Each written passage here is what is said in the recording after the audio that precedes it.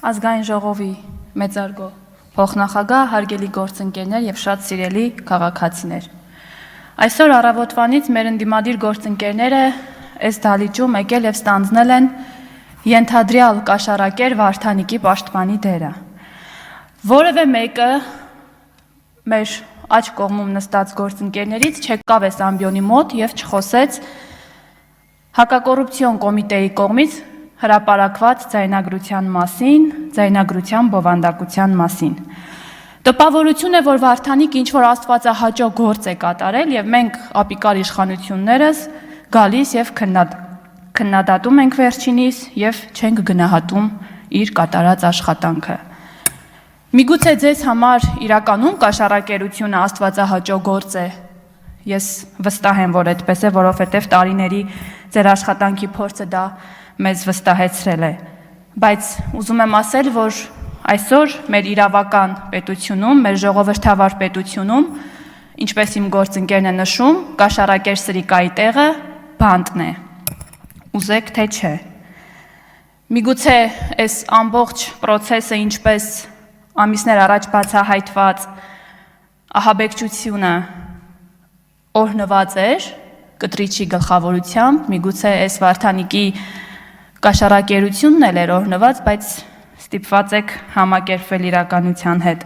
Տիկին Գյուրեղյան, այդ որ գալիս ասում եք ընդդիմադիր քաղաքապետի հանդեպ ինչ-որ ճնշումներ, քաղաքական ճնշումներ, չգիտեմ ինչ, հարձակում ժողովրդի ձայնի վրա, ինչ ձայնի մասին եք խոսում։ Վարդան Ղուկասյանը չի ընտրվել Գյումրու քաղաքապետ։ Ես անընդհատ սա կրկնելու եմ բոլոր հարթակներից, որովհետև դա է իրականությունը։ Վարդան Ղուկասյանին դարձրել են քաղաքապետ Սերժա Քոչարյանական խունտայի ներկայացուցիչները։ Ուր է Մարտուն Գրիգորյանը։ Ձեր գործընկերոջը մի հատ հարց եղեք դուք։ Իմ հնչեցրած հարցերին չի պատասխանում։ Դուք հարցրեք, միգուցե ձեզ պատասխանի։ Երեք ինչ-որ հայտարարություն էր տարածել իր սոցիալական էջում, մոտավորապես բովանդակությունը հետևյալն էր։ Ես ձեզ ասում էի, չէ՞ որ Վարդանիկին պետք չէր դարձնել քաղաքապետ, բայց ում էր ասում այդ մարդը, ես մինչև այս պահը չեմ հասկանում։ Ում հետ է կռիվ տալիս, եթե ինքն է դարձրել ենթադրյալ կաշառակերին Գյումրու համայնքապետ։